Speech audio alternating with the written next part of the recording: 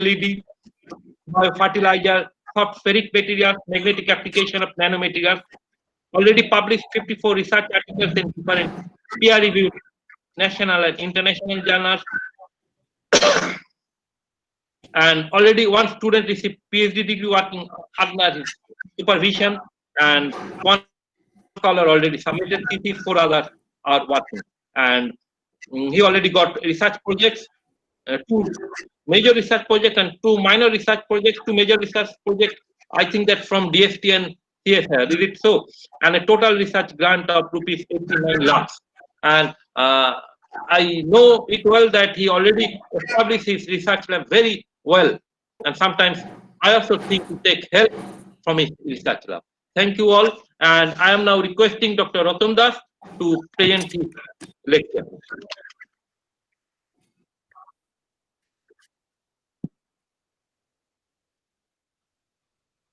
Thank you, sir. Thank you very much for your kind introduction. I am thankful to the coordinator for giving me a chance to deliver a talk in this particular important FDP. So without wasting time, I want to share my slides so that time can be covered.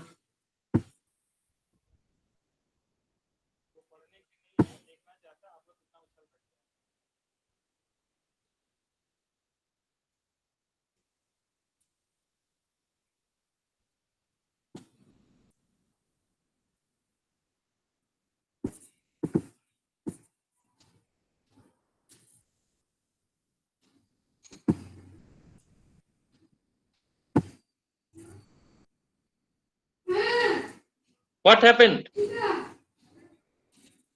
Ratan, do you listen? Just I am sharing, sir. Just please wait. I am sharing, sir. Please. Yeah. Am I audible? Yes. Am You I are audible, audible. sir? You are audible. You are audible. You just share your presentation. Hello. Hello. You share your presentation. You are audible. Yeah, I am sharing, sir. I am just sharing. Debajyoti sir, if you can hear me, please unshare your screen. So your unshare. Yeah, your screen is still shared. Please unshare it.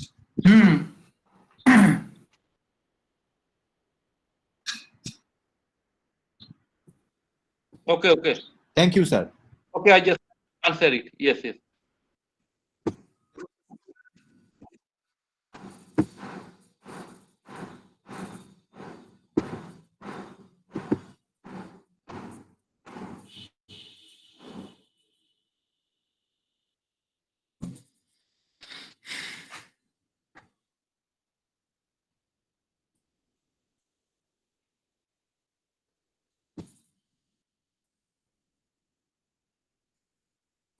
Sorry, is the screen is visible?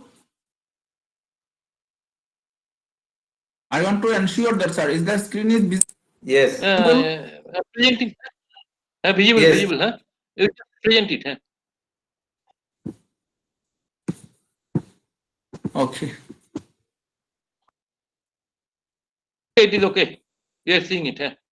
Thank you again, You just go to the Professor slide Debajyoti, show. sir. You go to the slide show, huh? Is the slides are visible? Okay. It is okay. You know, go on. Okay. Thank you very much, sir, for giving me a chance here in delivering the talk. The topic is nanomaterial-based sensing of different toxic chemicals in contaminated drinking water and their possible removal.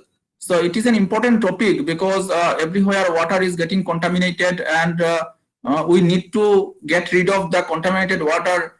Actually, middle class people can afford so many things to remove the toxic chemicals. I mean the AquaGuard and other things, but most of the people cannot afford. So the best way is that we need to first sense the things, whether any toxic chemicals are there in contaminated water or not, and then we use the nanomaterials for the possible removal with very low cost. So outline of my talk, I shall try to contain myself in the contaminant like pesticides, arsenic, lead, fluoride. These are some major contaminants of water, and we shall try to explain the fact that how we can sense the contaminants using different types of nanomaterials. So especially I shall discuss a few works in this area from my and these are some published work that we have got published in the recent past. One is in Journal of Hazardous Materials, which is an impact factor of 9.03 recently has got the impact factor. Another, we have got one publication in Sensor and Actuator, which has an impact factor around 7.10. And another paper we have got published in Spectrochemica AICTE, which has impact factor of around 3.23. So a few papers have been communicated recently already. So what I want to emphasize on the fact that that there lies importance in this particular area of research work. There lies importance in determining the contaminants in water using nanomaterials. There lies importance in removal of these contaminants from water using the nanomaterials. So just to start with, we know that nanomaterials are very small, as we are using the nanomaterials or nanoparticles in sensing the that particular toxic chemicals and their possible removal. So these nanoparticles are very small, and just I want to say that these nanoparticles are even smaller than bacteria, much smaller than bacteria, almost comparable to virus, or sometimes we use the nanoparticles which are very less than the virus. Virus has around size of around 20 nanometer or 10 nanometer size for detecting the for any purpose, for application purpose, we use the nanomaterials of around 10 nanometer or 20 nanometer or smaller than this, or around that size. As what I want to emphasize on the fact that as it is very small, the nanoparticle surface area is very high, that we know very well, and hence as the surface area is very high, its reactivity increases manifold. So with which it reacts, actually the surface area depends on. So whether it is reacting with toxic chemicals or other things, then that surface area, increased surface area actually play a very great role, and that's why we say that the reactivity increases manifold. And there lies the actually importance in sensing the toxic chemicals in water using nanomaterials or nanoparticles spatially. So there are different methods of preparing nanomaterials. There are physical method, chemical method, biological method. Physical methods are there, such as ball milling, lithographic techniques. All of these are there, which is very costly. But in chemicals process, we have solution-based synthesis. We do synthesis than nanomaterials, and there are some biological methods also. We use some plant extract for the synthesis of the nanoparticles. Now, what I want to say is that if we prepare the nanoparticles through chemical and biological agent or chemical or biological method, we may get functionalized nanoparticle. Functionalized nanoparticles means there will be some capping of the nanoparticles for stabilization, and that capping is also play a very great role in the sensing and removal purpose. And we do the functionalized nanoparticles, or we can functionalize the nanoparticles through chemical preparation method or through green synthesis method. So usually we use, as it is very less costly, and even biological methods such as using some plant extract, that is also very less costly. Recently we have prepared one silver nanocrystals using phenolic acid, which cost less than 5 rupees actually for preparing the nanoparticles. So So there lies the importance actually in preparing the nanoparticles by chemical and biological method. Thereby we can in addition we can functionalize the nanoparticles, which also playing a great role in synthesis in sensing and removal of toxic chemicals. So coming to the topic, toxic chemicals in water and removal of this, sensing of these toxic chemicals. So we know that water is life, but that life is very what I want to say is that as compared to the solar system, life existed in only Earth. So the water is life. That life is very precise actually. Only 2.5% of the Earth's water is fresh water. That fresh water is not a very huge amount of fresh water are available. And out of this 2.5% of the Earth's fresh water, only 30%, 31% are accessible for use, and 69% are in the form of ice caps and glaciers in the Antarctic and Greenland, though it is now melting, but still those freshwater are not accessible actually.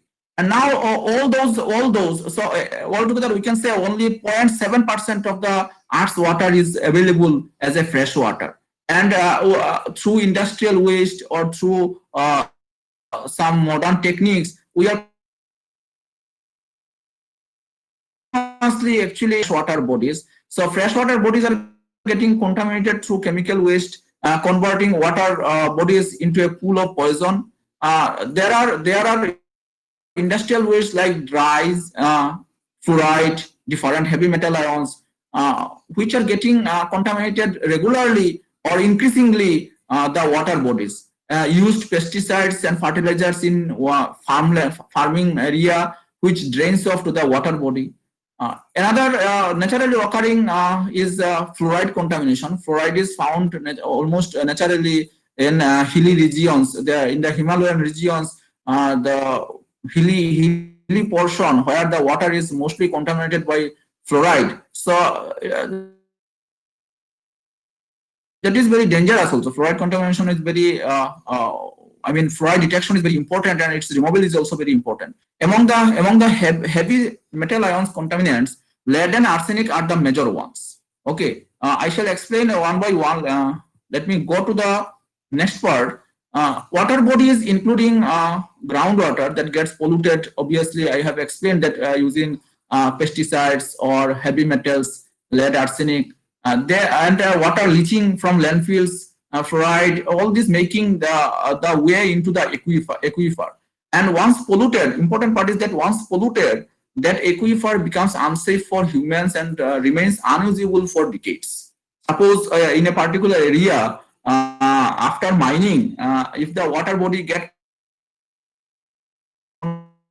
contaminated with arsenic, then it remains there for or any water bodies remains unusable for thousands of years. As per Environment Protection Agency of the US, nearly 50% of our river and streams and about 1/3 of our lakes are polluted and unfit for swimming, fishing, and drinking. So many authors have reported about sensing of these pollutants by different techniques. We shall explain a bit because many authors have told about different techniques. All these things cannot be covered up in this 1 hour talk. So let me try to discuss on the following: arsenic sensing, lead sensing, fluoride sensing, pesticide sensing, and different dyes also. These are major pollutants of the drinking water, or rather you can say fresh water. So there are different sensing methods. Sophisticated sensing methods are there. They are coupled plasma mass spectroscopy, HPLC, surface and Raman spectroscopy, and atomic absorption spectroscopy. These are very costly, time-consuming, and labor intensive because it needs very sophisticated instruments. It needs sample preparation. It needs very high labor. So we want to get rid of these things. How we can use a very simple, rapid, and on-site analytical methods for ultra-sensitive detection of different toxic chemicals in water. So nanomaterials play the role here for very simple and effective sensing and removal methods. And among such methods are important methods are electrochemical techniques, nanostructure material-based colorimetric and spectroscopic technique. There are other techniques also, but these are some of the easy and important techniques that we use actually. Many authors, I have told you, many authors have used different techniques, but most of the papers or the research papers, they suffer from poor selectivity and low sensitivity, and also involves complex synthesis process or complex process also. What is the poor selectivity? Poor selectivity means suppose we are sensing, actually in the lab, we don't take the water from the field actually. We in the lab, we test first the water by contaminating the fresh water with different materials, and then we do study for sensing of those materials actually. Now it has been found that suppose we are sensing arsenic by a method by using a nanomaterial, then if we use arsenic and then if we use lead, then we cannot distinguish between whether it is lead or whether it is arsenic. So if there is a selectivity, then sensing of a particular material which want to study, that particular sensing for that particular material will be very high. So, another example that I want to give here, that suppose for fluoride sensing, we may use nanomaterials for fluoride sensing, and the sensing will be done. But in the process, suppose if we use chlorine or if you use any other material, if it gives the same selectivity or same result, almost the same result without any distinction, then we cannot say that our sensing of fluoride is very high. There lies the poor selectivity actually. And about sensitivity is that how much low ppm level or ppb level we can go using the nanomaterials. Okay, so in different nanomaterials, noble metal nanomaterials such as gold and silver have been found to be very interesting and attractive also because of their unique properties. Noble metal nanoparticles such as gold and silver, they are most of the people use those nanomaterials which show absorption spectra in the visible range, and that absorption spectra is due to surface plasmon resonance. Okay, that I don't want to explain here, but it is showing absorption in the visible range due to surface plasmon resonance.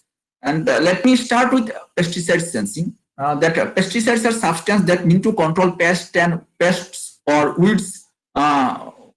That term pesticides includes herbicides, insecticides, etc. So altogether, around in the whole world, about 3 billion liters or more than that are used worldwide in a year. You can imagine how much pesticides people are using in the farming field or in the field for as a herbicides and insecticides, and most of these particular pesticides go into or drain off into the water body through rainwater or any other method, but that final destination is the water body.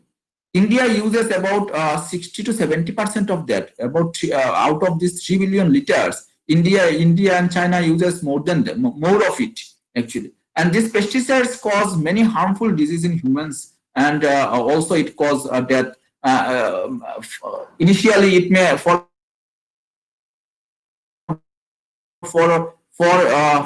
very minimum use of it or minimum contamination, it may give you the eye irritation or skin irritation. But prolonged use of pesticides may lead to, kidney failure or some other organ failure. It may lead to death also. I don't want to emphasize on the fact that it is the pesticides that are being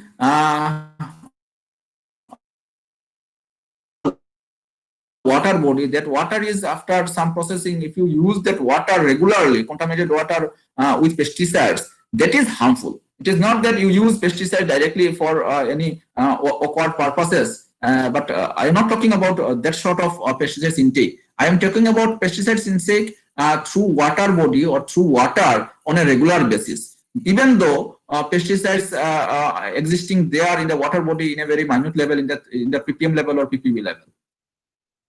So there are some, as I have told you, there are herbicides, insecticides, fungicides are there. These are the general classification of pesticides. Here is one picture that is showing the intense use of pesticides. You know, in US, how intensely people are using. How intensely people are using the pesticide. You see lots of pesticides people are using, and these pesticides finally run off into the water body, and final destination is human actually. So 95% of sprayed insecticides and 95% of herbicides reach a destination other than their target species. It reach to the human also.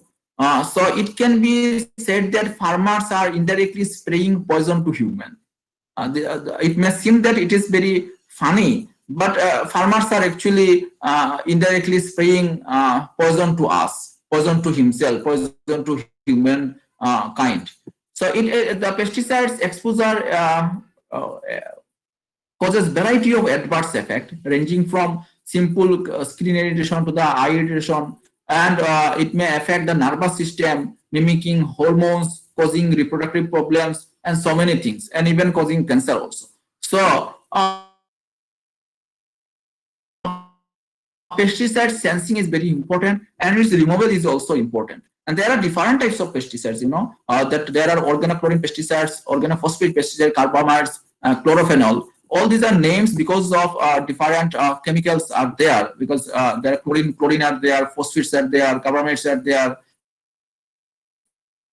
phenol group is there. So using that sort of categories, we may differentiate different types of pesticides. Recently, noble metals nanocrystals have been used for the sensing and degradation as well as removal of pesticides from drinking water.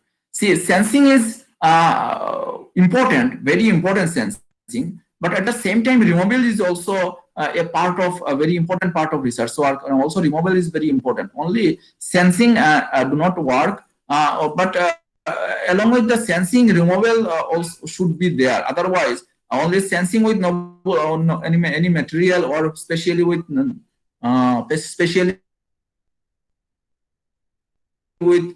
nanomaterial, people do sensing. Most of the people do sensing, but removal is not reported in that way.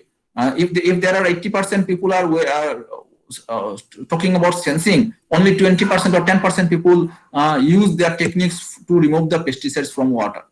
So most of the, I want to repeat the things again, that most of the research paper discusses about sensing, but only a few papers reported about removal of pesticides. Here we have used silver nanocrystals for the sensing, degradation, and removal of pesticides like chlorophyll, glyphosate, and monocrotophos. And these are the pesticides which are mostly used by farmers, and mostly used by farmers around the whole world. So chlorophyll and glyphosate are most of the used pesticides which we have used in our lab for detecting, for sensing, as well as their removal. But we could not able to remove the chlorophyll, but we are able to remove the glyphosate and monocrotophos also. So let us first discuss about the chlorophyll sensing in water, and it is an organophosphate pesticides used to kill a number of pests, including insects and worms. It is used in vegetables and fruits to give more production, getting rid of those pests. But exposure surpassing recommended level, a farmer used obviously more pesticides with a view to get more production. But when they surpass the recommended level, it may directly go into the water body, which may get consumed by animal or human, and thereby it produces some neurological disorders and other disorders in the human. Exposure during pregnancy may harm the mental development of children also. So there are lots of effects of chlorpyrifos are there. So we are going to sense. I am going to just show you the techniques how we can determine or we can sense the CP chlorpyrifos pesticides in water. Actually, we have prepared some silver nanohexagons. And this SID pattern is showing the crystallinity. I want to say that the prepared silver nanocrystals are crystalline structure. This is the color. And we have taken the absorption spectra of these silver nanohexagons, and it is showing the SPR peak, absorption peak in the visible range around 450 nanometer. Now, when we have used the silver nanohexagons for sensing purposes, we have used two techniques. One is colorimetric sensing, one is spectroscopic sensing. And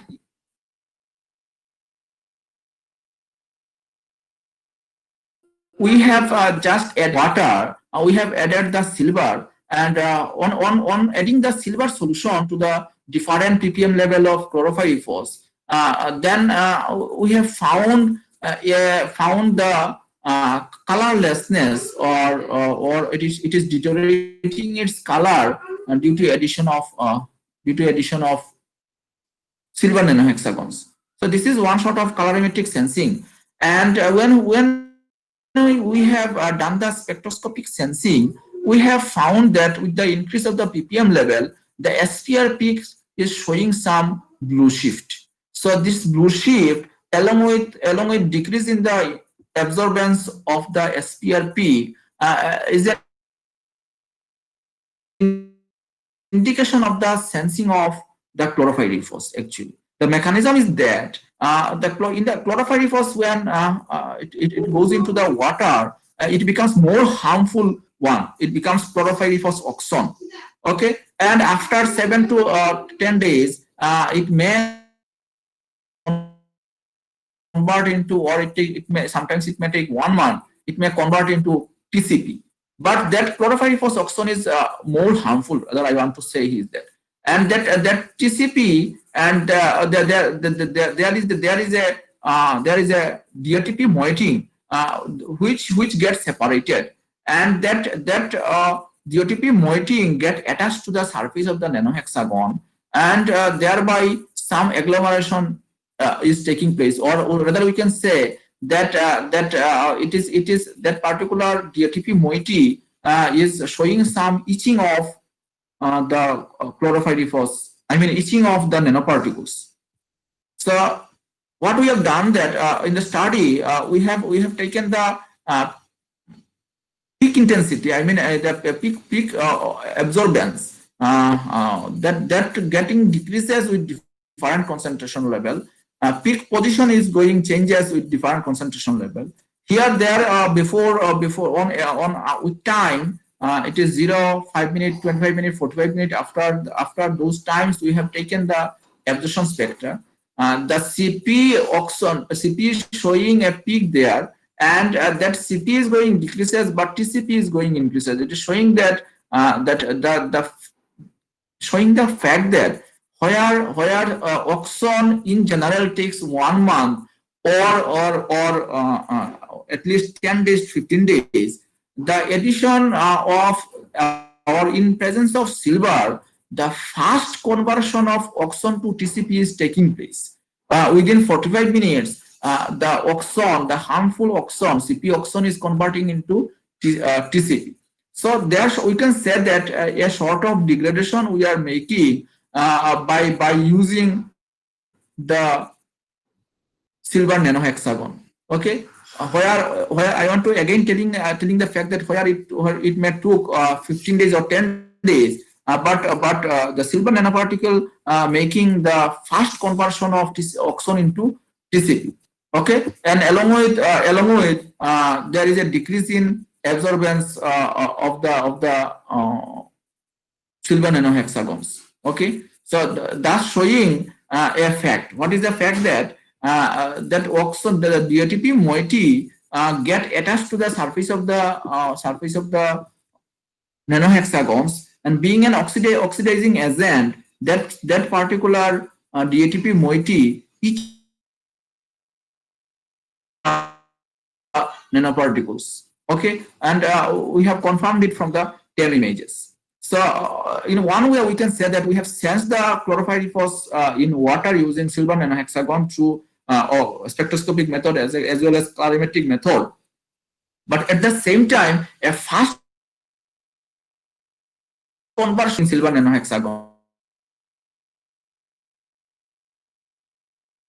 and because of this itching, we are getting some blue shift of the absorption peak along with decrease in absorbance. Okay, the blue shift is taking place because on itching, the nanoparticles become more or less spherical, and spherical nanoparticles shows the SPR peak around 425 or 430 or 420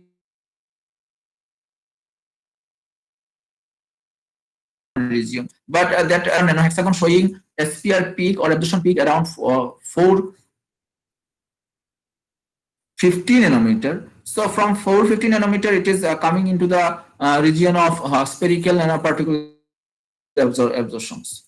Okay, so this DATP moiety with a PS bond has a strong coordinative interaction with the silver nanoparticle surface and replaces the PVP agent on the surface of the silver nanocrystals. Okay, and DATP, as I told earlier, also DATP as an oxidizing agent, it etches the surface of the nanocrystals, which we have recent past. Now, again, I am going into the another part of glyphosate. Glyphosate is a herbicide, and it is used for unwanted plants, control the unwanted plants and weeds in agriculture field or grassland. Sometimes people use also glyphosate in the grassland to get rid of the grass also.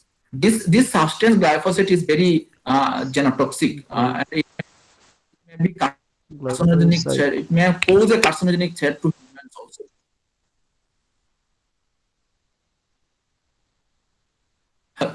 Okay, so we have taken the absorption spectra of the mixture of glyphosate and Ag nanoparticles. First, the Ag nanocubes. Here, earlier in the case of silver nanohexagon, we have used for the chlorophyll sensing. And as we have prepared silver nanocubes, so we have tried the silver nanocubes in the case of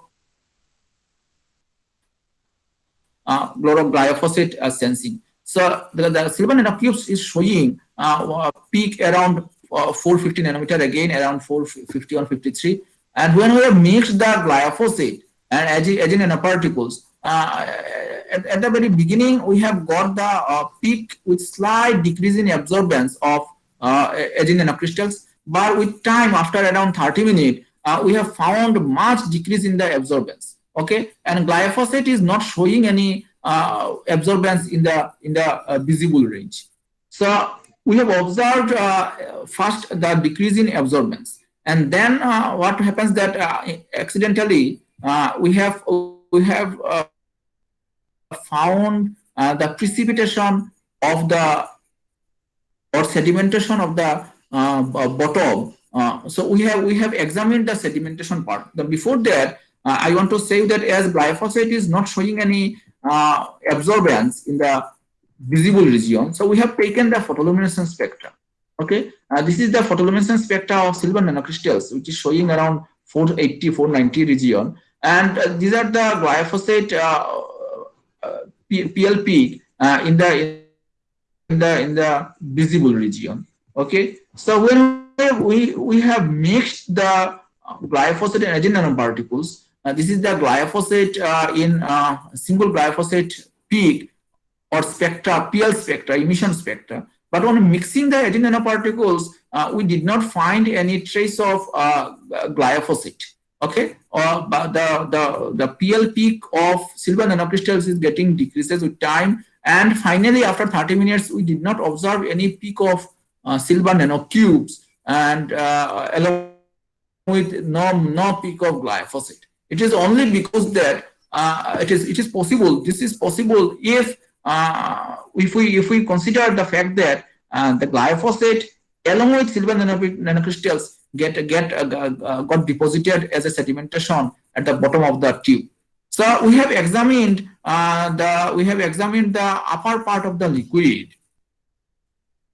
Here it is not, there is no slide, but when we have taken the upper part of the liquid above the sedimentation part, it is showing no signature of glyphosate, no signature of silver nanocrystals. Okay, and when we have taken the NMR spectra of the liquid above the sedimentation part carefully, before the glyphosate showing its NMR spectra, you see that there is a mark, there is a peak that we can say at some ppm level, but at the same ppm level we did not get any signature of glyphosate.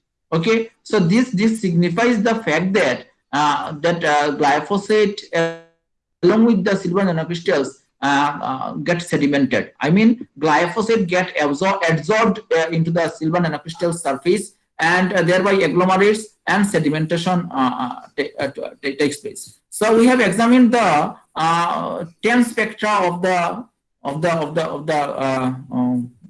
sedimented part specially, and we have observed that there is no sign of silver nanocubes because of the agglomeration. The silver nanocubes get destroyed, or rather we can say we have got agglomeration of the silver nanocubes. There is no trace of silver nanocubes in the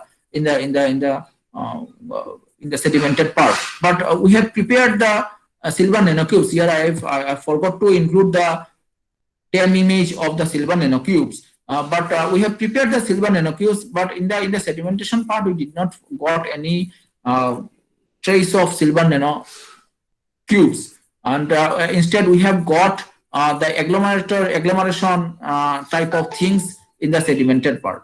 So in this way, we have removed the glyphosate, and that attachment of glyphosate to the silver nanocrystals or silver nanocubes has been confirmed from SPR spectra.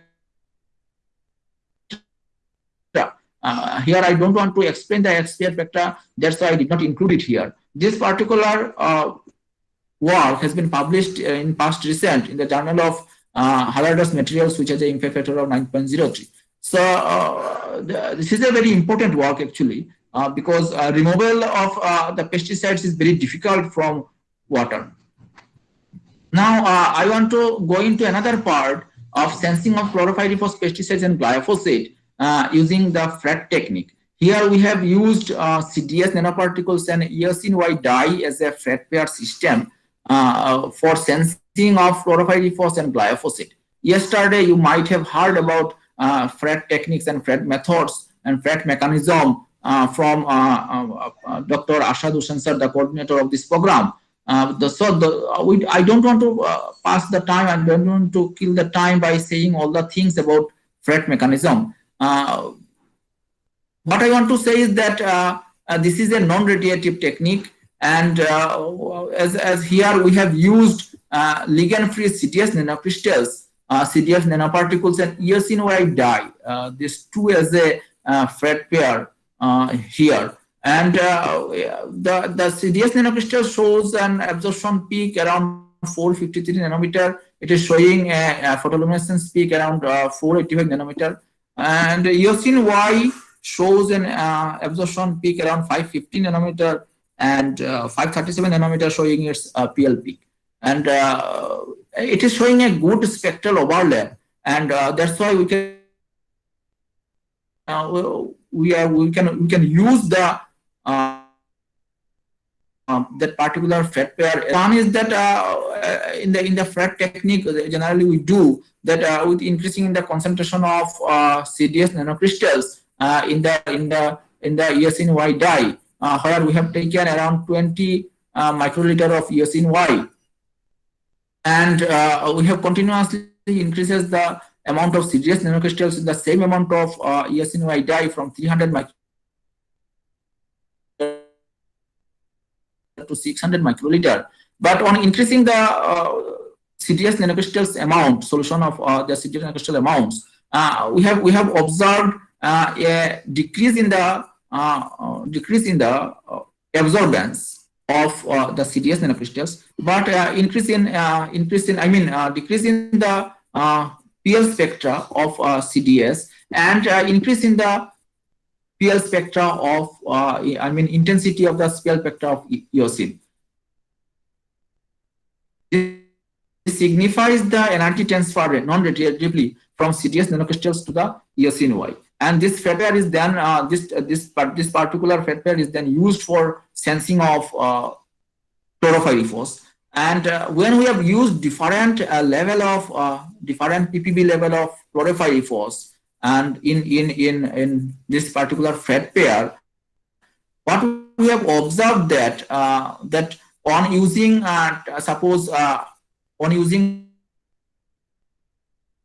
suppose 100 pair, and suddenly there is an increase in the intensity of CDS has been observed. Okay, and ultimately going down to the 10 ppm level, the intensity again decreases of CDS nanocrystals up to a level, and below that 10 ppm level, we did not notice any particular signature of any decrease of CDS nanocrystal intensity. So also we did not notice any increase of eosine Y dye intensity, PL intensity. So in this technique, what happens that as there is a variation of energy transfer efficiency of using different level of chlorophyll, we can say that we have sensed the presence of CP in water using that particular fat pair. So here one important part is that most of the paper, most of the research work say about the ppm level of sensing of chlorophyll, but here we have gone down to the ppb level using the FRAC technique, and thereby we can say that that sensitivity of sensing is very high, which is of 10 ppb. At that lower limit of 10 ppb, we could go down using the fat pair technique. Okay, and there lies the importance of this work. Here I don't want to explain, but that chlorophyll which get attached to the eosine Y dye, and this P particular that particular phosphorus, the ligand also get that particular chlorophyll just like acts as a ligand which get attached to the nanoparticle surface also. So they are thereby making a gap between that CP, the CDS and the eosine Y dye. Thereby it decreases the efficiency. Okay. In between the CDS and the eosine Y dye, they are coming the chlorophyll and the chlorophyll oxon, rather we can say, as we have diluted the things in the water, or the chlorophyll become chlorophyll oxon. So it is coming in between the CDS and the eosine Y dye. Thereby it decreases the energy transfer efficiency or energy transfer from CDS to eosine Y dye. Thereby we can say we have sensed the presence of chlorophyll oxon. And FTR spectral analysis that I don't want to do, but one addition of chlorophyll to the fat pair, there appears extra peak, the peak decreases. These are some things we have done, we have confirmed it. So ultimately, FTR study confirmed the bonding of CP molecules with the nanoparticle surface, and thereby decreases the efficiency. This part is important because FTR spectra finally confirmed the bonding. Okay, so this fat pair, in the finally, we can say that this fat pair is very effective, and the sensitivity is very high because we could able to go to the ppb level, which is found to be the one of the most important part, and it is the detection limit of CP. Lower limit is very low, actually, 10 ppb level. So this has been published in spectroscopic spectra part just in the recent past. Now, let me go to the detection of glyphosate using CDS nanocrystals and USNY dye fat pair by similar method. But in the case of glyphosate, we noticed one thing that we could not able to go below here. We could not able to detect the ppb level of glyphosate in this fat pair system, but which was possible in the case of chlorophyll phosphexone. But one important thing is that, again, I got astonished that glyphosate maybe have affinity towards nanoparticles or other things. But here also we have found that after 12 hours of interaction with the fat pair system of different concentration of 0.75, 1 ppm or 2 ppm level, we have observed the sedimentation. In the earlier case, we have told that in the case of a glyphosate removal by silver nanocubes, there we have observed that after 30 minutes of interaction, sedimentation took place. But in the case of glyphosate, it took around 12 hours of interaction to get the sedimentation. And we have carefully examined the absorption spectra, emission spectra, and NMR spectral analysis of the parts of the liquid part above the sedimentation part. We have carefully separated the liquid part above the sedimentation part, and we have examined the absorption spectra, NMR spectra, etc. So in the absorption spectra, we did not got any signature of USNY, any signature of glyphosate, any signature of CDS. So it is getting rid of the every part. I mean, every part of things that the glyphosate also get removed, the CDS also get removed, the fat pair is getting removed, which is very important. Which is very important because sometimes what happens that we could not able to remove the nanoparticles which we are using for sensing purposes. So we have removed the glyphosate using the fat pair, and we have examined the photoluminescence spectra. Generally, photoluminescence spectra of glyphosate shows peak around 375 nanometer. But when we have examined the PL spectra of the liquid part above the sedimentation part, that we did not get any signature of the glyphosate, CDS, and USNY dye. Okay, so it is showing totally pure water sample, absence of all such matter. Okay, and this is the okay. We can say that we have examined this part, and we did not notice any sort of thing. It is the excitation with 320 nanometer. It is the excitation of 450 nanometer. But in every cases, we did not find any particular signature of the contaminant as well as CDS or any fat pair.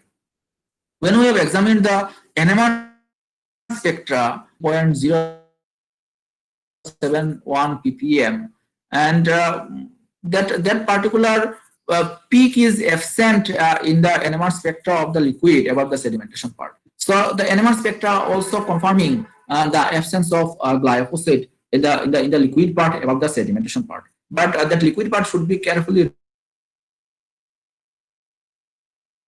removed above the sedimentation part. Okay, that here also we have given the explanation that the pure bond, pure part of the glyphosate may get attached to the surface of the nanocrystals and creating CDS glyphosate USNY complex. And here also glyphosate is coming in between the fat pair, and it is the efficiency also decreases. This is one sort of explanation. Now, where sometimes removal is not possible, as what happens in the case of dye. So we have examined the degradation pathways. We have taken one example of methyl dye using CDS nanocrystals. So here we have degraded the methyl orange dye using CDS nanocrystals, which we are not able to remove from the water part. And here we have used a technique. This is a very general technique, photocatalytic degradation technique, or photocatalytic degradation experiment. Here, CDS nanocrystals have been used, and they used in the 50 ml MO aqueous solution, and which is in a wooden box or covered box where no other extra light should come interfere. And we have examined the degradation process by taking the sample, 1 ml of the analytical sample, taking out each time at a regular interval. We have taken the liquid part in the photocatalytic degradation processes while it is going on. We have taken 1 ml liquid out of the things, and we have examined the process of degradation, and we have found lots of changes in the spectra of CDS spectra, and this absorption spectra of CDS it is showing that it is the MO dye is going decreases, because the MO dye shows a peak. You see, MO dye shows a peak around 464 nanometer and 271 nanometer. So that peak is the peak is going decreases. The MO dye peak absorbance peak is getting decreases with the interaction of CDS nanocrystals. So it is a kind of degradation. We can say it is a kind of degradation is taking place in the process. Similarly, the PL spectra is also showing degradation of MO dye. Okay, so here the evaluation of we can explain this particular degradation pathways is that CDS interact with the light, the irradiated light, and it is giving a electron, excited electron, which interact with the oxygen, and this oxygen then react with the forming hydrogen peroxide. This hydrogen peroxide, the hydrogen peroxide actually react with oxygen, superoxide radical anion, forming a OH radical, and this OH radical is very powerful oxidizing agent, which actually degrade the pollutant, mostly here the MO dye. Okay, and we have examined the concentration of MO dye and degradation efficiency from this particular formula. And the mechanism is that when light interact with CDS nanocrystals, electron hole pair get generated. I have explained on the surface of the nanocrystals. These highly oxidative photogenerated holes on the nanoparticle surface make very fast reaction with the absorbed water on the surface and thereby forms hydroxyl radicals. Okay, and these hydroxyl radicals actually degrade MO dye by chemically reacting with it. And we have found from the efficiency that degradation efficiency is about 95%. Means we are able to degrade 95% of MO dye almost after 5 hours of interaction. Now let me go to the another part, another contaminant. What is fluoride contaminant? And we shall study. We have studied the fluoride sensing and removal. And recently, we have communicated it is that paper is almost about to get accepted. The fluoride is very harmful. You know, we need fluoride, but very less fluoride as well as very high fluoride and excessive intake of fluoride can lead to dental and skeletal fluorosis. You see, this is the dental fluorosis, and this is the skeleton fluorosis. The bones get deformed. Lots of people are suffering around the world because of bone deformation. This is taking place because of the intake of fluoride contaminated water, rather you can say groundwater, fluoride contaminated groundwater. So those people are taking excessive fluoride in water, and thereby it is giving some bone deformation. Mostly children suffer from this fluorosis actually.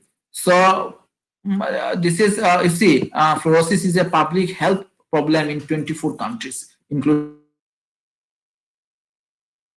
India, which lies in the geographical fluoride band that extend from Turkey to China and Japan through Iraq, Iran, and Afghanistan. So there is a whole band is there through the Himalayan region where it is affecting 24 countries, and fluoride contaminated water or groundwater is a very great problem.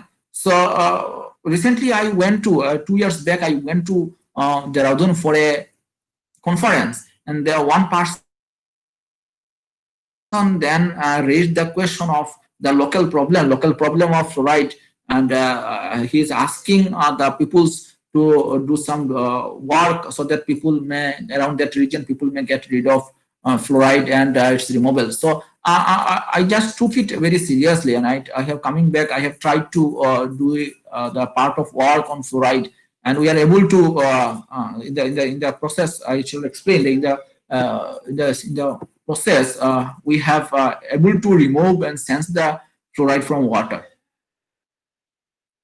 And here you see estimated total population consuming drinking water containing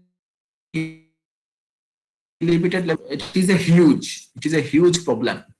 So sources of fluoride for human exposure, tap water also there. Sometimes in tap water because of some technical things, tap water get contaminated with fluoride, and the groundwater also get naturally contaminated with fluoride. Cosmetic, mouse rinse, fluorinated toothpaste. Sometimes it may cause excessive use of fluoride. So it is harmful actually. So the biological effect of sodium fluoride, the fluoride, whether we can say it causes cancer, the bone strength, impairs kidneys, impaired thyroid, receive germs.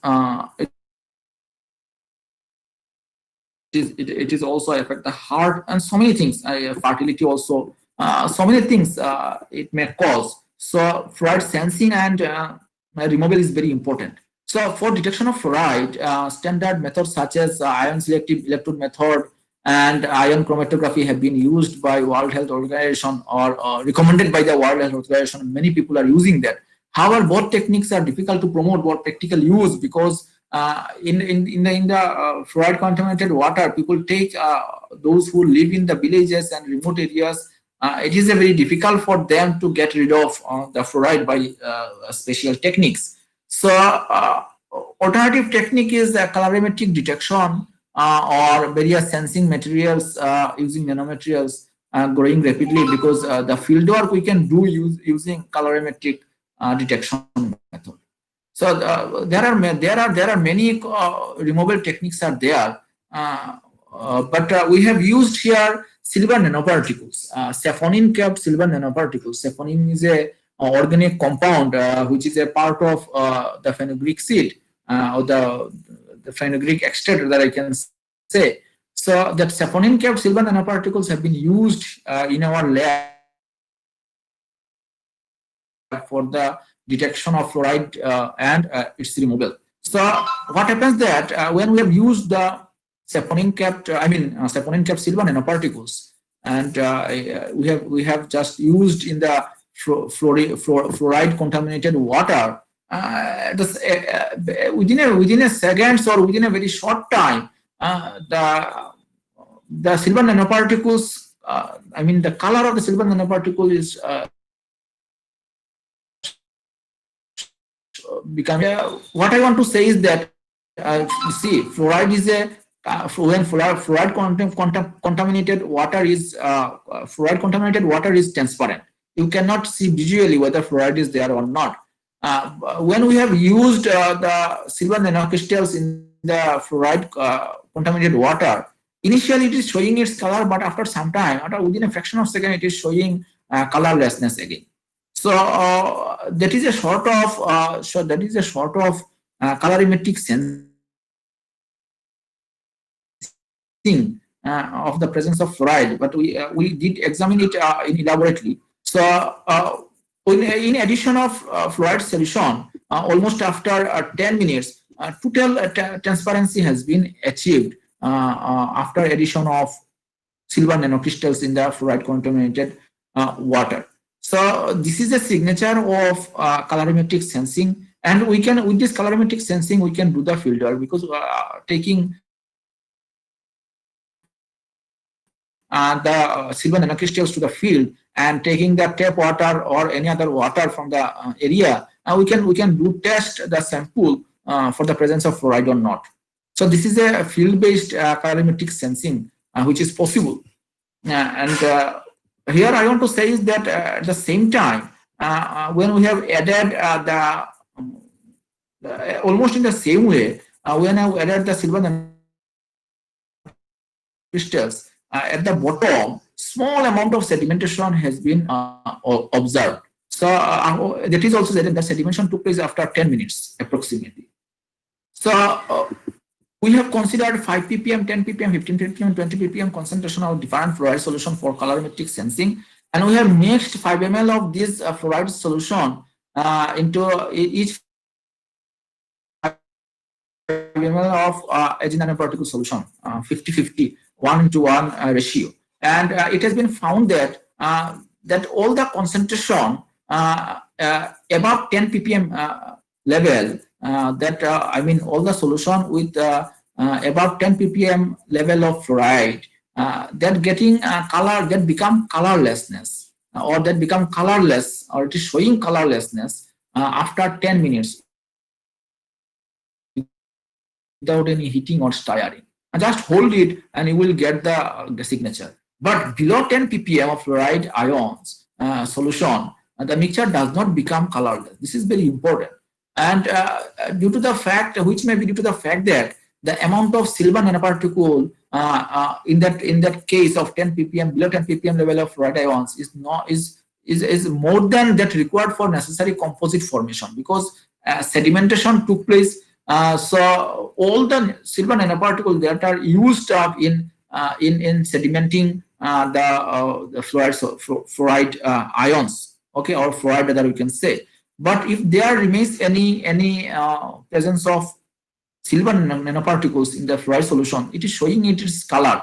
Okay, so above 10 ppm level, all the silver nanoparticle, used silver nanoparticle in the solution are used up, and that get sedimented. And that's why it is showing colorlessness, because fluoride contaminated water is colorless. So there may remains the fluoride ions in the solution, but there may not be any presence of silver nanoparticles. But below 10 ppm level, it is showing it is color. I mean, silver slight color it is showing. It is because of the presence of silver nanocrystals that remain, which are not sufficient to interact with all the fluoride ions. But below 10 ppm level, if we add more amount of fluoride ion solution into the concentration in the left solution, suppose 1:1.4, it become colorless again. That is below 10 ppm, okay, with a slight sedimentation at the bottom, so which confirm the fact that proper amount of silver nanoparticle solution is required for complete composite formation. This is very important, because we need proper amount of silver, proper amount of fluoride ions. I mean, proper amount of fluoride ppm level is required. A proper mixing method is required to getting rid of both silver and fluoride ions. So 10 ppm, we can say it is a detection limit of colorimetric sensing with that particular concentration level of silver nanocrystals. Okay. And in the spectroscopic sensing method, we have examined the different ppm level, and just I want to say is that in the spectroscopic limit, we have come down. Hello. You have 5 minutes. Hello. You have 5 minutes left. 5 minutes left. Okay, sir. Okay, sir. I should. Okay, sir. I should try to conclude.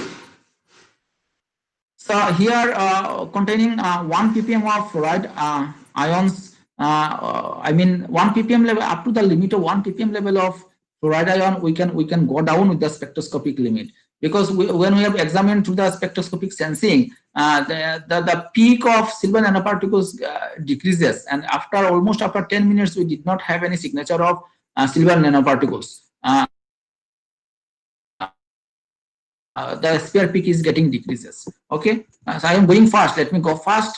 And what happens that if we use 2 ppm level of fluoride ion solution in the silver nanoparticles, there may lies a little bit peak in the solution. Okay, on adding more additional amount of 0.2 ml of fluoride in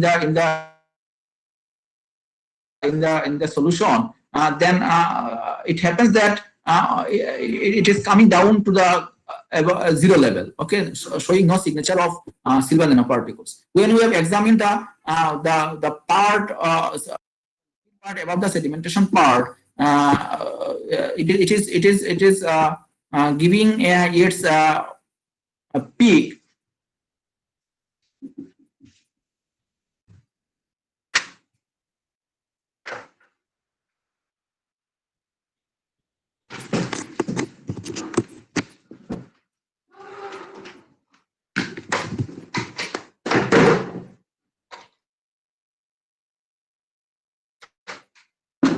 So it is the silver nanoparticles giving its peak, and there is no decrease of the silver nanoparticle peak because there is no extra fluoride ions are there. That's why it is showing no decrease in the absorption peak. So we have examined the sedimented part, and we have got that there is a agglomeration of things are there. Agglomerated silver nanoparticles are there, and when we have examined the silver nanoparticles, we have got the peak of fluoride in the composite. Thereby, we can say that that particular fluoride ion getting. I mean, we are able to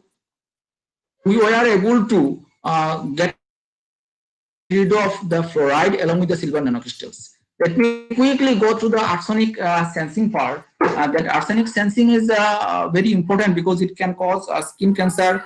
Long-term exposure may cause cancer also. So that arsenic can be released into the groundwater as a result of human activities such as mining or because of animal feed or wood preservatives. And in India, many part of the groundwater is getting contaminated by arsenic. So there is a report of about high sensitivity with detection limit of around 64 ppb. So I have used that report because going to that level of 0.64 ppb is very difficult, and they are using the gold nanoparticles there. The gold nanoparticles actually catalyze the redox reaction between rhodamine B and sodium borohydrate, and in presence of that arsenic, that redox reaction is getting hindered. Okay, and thereby they sense the presence of arsenic in their solutions, and they can able to detect. Their sensitivity is very high of up to 0.64 ppb. And there is another report of arsenic sensing. They have used some electrochemical sensors, and when they have used bimetallic nanoparticles, FEPT, FEAU, FEPD, AUPT nanoparticles, and in that bimetallic nanoparticles, using those bimetallic nanoparticles in this electrochemical sensor, what happens that in presence of arsenic, they have got a high current density in the cyclic voltammetry, and there is a peak. There is a peak around 250 current density level. But in absence of that, the current density is level around 10 pp, 10 actually. 10. The current density level is 10, but in presence of arsenic, it is 250 the amount. So there is a peak of that level. So thereby they sense the presence of arsenic up to 1.2 ppb. These two papers are showing the high detection limit. I mean their sensitivity is very high. Okay, and similarly, there are some magnetic nanoparticles people use, and in the magnetic nanoparticles, what happens that separation is possible because in many cases in the nanoparticles, the heavy metal ion get absorbed into the surface, and by using an external magnetic field, we can attract magnetic nanoparticles, and thereby you can easily remove the liquid, and that liquid part may be we may get rid of the heavy metal ions from those magnetic nanoparticles, also from heavy metal ions. So absorption, or in every cases we have found the absorption of toxic chemicals in the nanoparticle surface taking place, which depends on the following parameter like pH value, adsorbent dose, initial concentration, temperature, and contact time. Okay, so this absorption kinetics needs to be studied, and that kinetic data is analyzed using two reaction based kinetic models and a diffusion based model, where we use the MATLAB actually. So what happens that any compound they may get attached to the functionalized nanoparticle surface through some chemical bonding or other way, and that absorption kinetics we may study through different models. The first reaction model is given by the pseudo first order rate reaction, and there is a second order rate reaction. The first reaction model indicates that rate of occupation of adsorption site is proportional to the number of unoccupied sites. But in the case of a second order reaction rate, is proportional to the square of the number of unoccupied sites. And there is a diffusion method, a diffusion based model. We examine the models, we examine the kinetics, and we generally fits those models with the experimental data, and which one will fits better, we explain in that way the which particular process is taking place actually in the absorption mechanism, and along with that we examine the model with the experimental result, and accordingly we explain the process of absorption in addition to the experimental result of FTIR, EDX, NMR, and SPS. And all this way we can do the sensing. All this way we can do the removal and adsorption, everything. So nanoparticles are used hugely in the sensing, adsorption, and removal process. Thank you very much, sir. Over to the. Okay.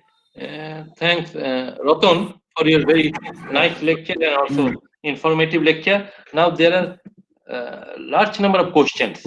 First of all, Mihir Pal, he requested to kindly share the PPT. If you like, you may give it to the coordinator, Dr. S. A. Hussain, and then he may distribute it. Okay. Hello, did you listen? Hello, sir. I am not listening you, sir. Kindly tell me again. Mihir Pal requested you to kindly share the PPT. Okay. Okay. You may give it to the coordinator, and then he may distribute it. Okay. Yes, sir. Sure, sir. Dr. Mrityunjay Mahato, he said that where from the pesticides have been purchased for research. Since we are also working on pesticides, some pesticides are not available to purchase. Yes, sir. I spent around 6 months in acquiring the pesticides, because when my student went to purchase those pesticides, the shopkeeper did not gave it to the students, thinking that he may use it in any other way. So then I have collected it through some process. But the pesticides that I have used, these are available in the regular market. It is not very difficult to acquire actually. Okay. And Siddhartha Bhattacharjee, he asked what is the mixing ratio of glyphosate and Ag nanoparticles? What is the mixing ratio of glyphosate and Ag nanoparticles? Actually, in the huge amount of glyphosate, around 5 ml, we have used around 1 ml of silver nanoparticles. Okay. And how conductive, Mr. Joshimuddin, he asked how conductivity be applied in detecting the contamination in water? Pardon, sir, again tell me how conductivity? Conductivity be applied in detecting the contamination in water. Actually, conductivity may be examined through other electrical instruments, and the current density can be measured with cyclic voltammetry. Oh, acha. Well, Siddhartha Bharadwaj asked, can freight system be used for removal of pesticides? Sir, in one example, in the glyphosate removal by using freight system, I have explained that CDS and ESNY freight system have been used for the removal of glyphosate also. This work has been we have communicated. So it is on the way actually to the publication process. Okay, and that how Mr. Joshimuddin again asked how sodium fluoride impairs IQ level of an individual. Sodium fluoride impairs IQ level of an individual. Yes, in the slides I have shown that many pesticides, many toxic chemicals may affect the nervous system. So it affects the nervous system. Obviously, it damages. Okay, and is there any technique to remove arsenic and chromium from drinking water? Yeah, sir. Actually, magnetic nanoparticles are used generally for absorption of heavy metal ions, and that magnetic nanoparticles then, along with the heavy metal ions, which get absorbed on the nanoparticle surface, by using the external magnetic field, we may remove the absorbed arsenic on the nanoparticle surface. Achha, Shantanu asked one question: what about the water sample containing both pesticides and fluoride ions? In both cases, on addition of silver nanoparticles, color changes. So, how do you do the selective sensing with respect to the chromatic sensing in that case? See, we have to determine the selectivity in both the cases. If they show the same sensitivity, then it is difficult to use. Then we have to use any other nanoparticles where the selectivity will be different for different contaminants. Okay. And that another same types of question Ritunabhu asked. How did you tested the selectivity for sensing the pesticides, and how much mechanically effective the nano-based sensors other than the present conventional used sensors? Is there any quantity? I did not go for selectivity testing in the case of pesticides, sir, because at that time I did not get any proper way of selecting the other pesticides. I mean for comparison, because in selectivity we need to compare with other similar matter. But as pesticides were pesticides were not available at that time, so we could not able to do the selectivity testing in the case of pesticides, which what we have published. Okay, Ratan, thank you very much for your presentation, and you also give answer to all the questions. And now I am again thanking you, and this is the end of this. Thank you, sir. Okay, and Asad, I think that now lunch break will be started. Asad, hello. Yes. You just take the session. Okay. So thank you, both speaker, Dr. Ratan and Devojit sir, for chairing the session. Thank you very much, both of you. And our now lunch break, and our next session 11, will start at 2 o'clock. So I request all the participants to be in the meeting room by 1:50. And this session will be chaired by Devojit sir. So I request Devojit sir also to conduct that session accordingly. So till then, bye. Thank you all.